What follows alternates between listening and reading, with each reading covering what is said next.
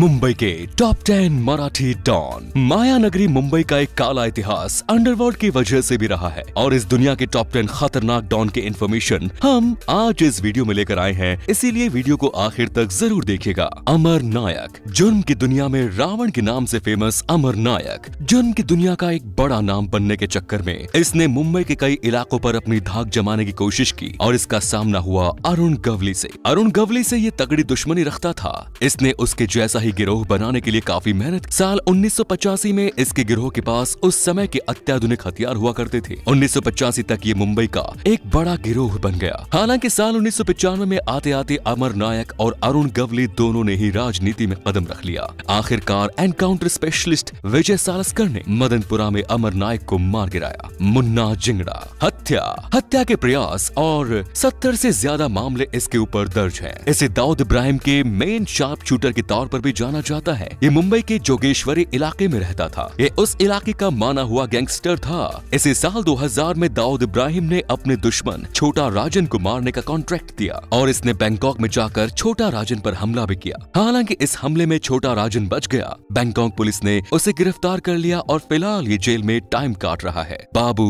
रेशिमा, मुंबई में BRA gang को बनाने वाला करने वाला बाबू रेशिमा ही था। अरुण गवली, रामा नायक और बाबू रेशिम इस गैंग के मुख्य चेहरे थे। एक बार बाबू रेशिम रास्ते से गुजर रहा था। विजय कंजरे नाम के लड़के से उसकी लड़ाई हो गई। इसने विजय कंजरे को पीट दिया। विजय कंजरे ने इस पिटाई को दिल पर ले लिया। हत्या के एक मामले में बाबू रेशिम को गिरफ्तार कर लिया गया। वो पुलिस चौकी पर पहुंच गया। विजय कंजरे ने एक पूरी प्लानिंग के साथ उसे पुलिस लॉक चौकी में घुसकर जान से मार दिया। नेक्स्ट इज मान्या सुर्वे। मान्या सुर्वे की लाइफ पर एक फिल्म भी बन चुकी है। शूट आउट एंड वडाला में मान्या सुर्वे की लाइफ साइकिल को दुनिया के सामने रखा गया। मान्या सुर्वे ने मुंबई के कीर्ति कॉलेज से ग्रेजुएशन किया। ग्रेजुएशन के बाद ये भार्गव दादा के संपर्क में आया। भार्गव दादा के संपर्क में आने के बाद मान्या अपराध के रास्ते पर बढ़ता चला गया। भार्गव दादा मान्या का सौतेला भाई था। उसके उस इलाके में काफी चलती थी। साल 1969 में उसने भार्गव दादा के साथ मिलकर एक कत्ल कर दिया। इस कत्ल के आरोप में उसे उम्र कैद की सजा हुई। मान्या इस सजा से काफी नाराज था। उसे पुणे की जेल में रखा गया, लेकिन पुणे की जेल में उसने गैंगस्टर सुभाष के लड़कों को पीटना शुरू कर दिया। रोज रोज की लड़ाई झगड़ों से तंग आकर पुलिस ने उसे रत्नागिरी जेल में शिफ्ट कर दिया, जहां उसने भूख हड़ताल कर दी। उसकी तबीयत बिगड़ी और वो सरकारी अस्पताल में भर्ती हो गया, जहां से वो फरार हो गया और सीधा मुंबई चला आया। मुंबई आने के बाद उसने अपना एक नया गैंग बनाया, फिर लगातार अपराध करता चला गया। उसने बहुत ही कम समय में 100 से ज्यादा अपराधों को अंजाम दिया। इससे पुलिस और प्रशासन में हड़कंप मच गया। पुलिस मान्या सुर्वे की सरगर्मी से तलाश करने लगी। साल 1981 में मान्या सुर्वे गैंग के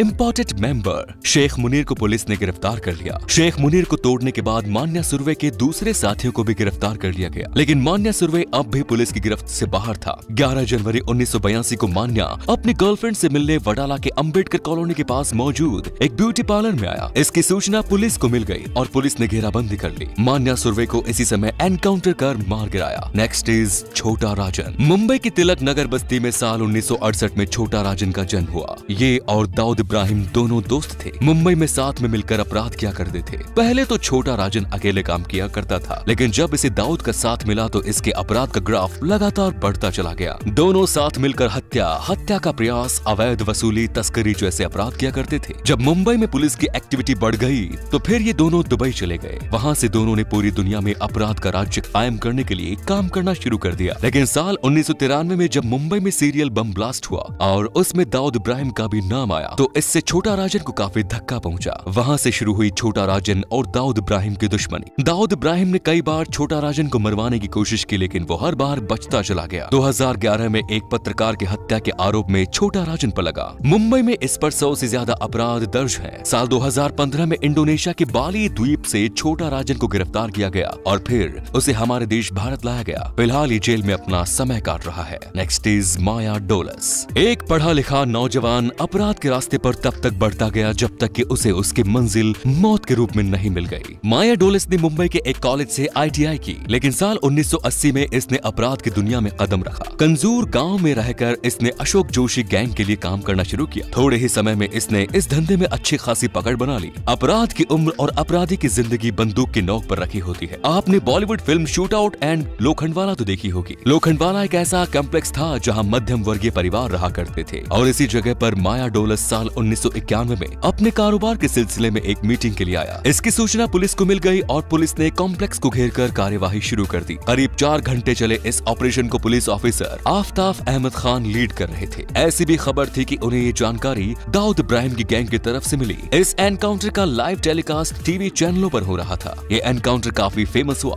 एनकाउंटर में कुख्यात अपराधी माया डोलस और उसके साथी आए, सभी लोग मारे गए। Next is Arun Gawli. महाराष्ट्र के अहमदनगर जिले के कोपर गांव में अरुण गवली का जन्म हुआ। साल 1970 में इसने जुर्म की दुनिया में कदम रखा। रामा नायक और बाबू रेशम के साथ मिलकर इसने BRA ग्रुप की शुरुआत की। साल 1988 में चेंबूर में रामा नायक की पुलिस ने एनकाउंटर में कहानी खत्म कर दी, लेकिन अरुण गवली को ये यकीन हो गया था कि इस एनकाउंटर के लिए source of information Dawood Ibrahim का गैंग है। इसके बाद इसने दाऊद इब्राहिम गैंग के खिलाफ कार्यवाही शुरू कर दी। 1988 से 90 के दौरान अरुण गवली और दाऊद इब्राहिम की गैंग में काफी गैंग वार हुई। इसमें अरुण गवली का गैंग भारी पड़ने लगा। इसके चलते छोटा राजन, छोटा शकील और दाऊद इब्राहिम गैंग के दूसरे लोग मुंबई छोड़कर दुबई भाग गए। मुंबई की तगड़ी की चाल में डैडी के नाम से फेमस अरुण गवली बहुत ही शातिर और खतरनाक व्यक्ति था। ये मुंबई में रहकर अपराध किया करता था, लेकिन इसके बावजूद पुलिस को इसके खिलाफ कोई सबूत नहीं मिल रहा था। अपराध के घटित होने के बाद पुलिस इसे गिरफ्तार करती थी। इसे काफी समय जेल में भी रहना पड़ा, लेकिन फाइनली अदालत में कोई भी अपराध इस पर साबित नहीं हो पाया। लेकिन शिवसेना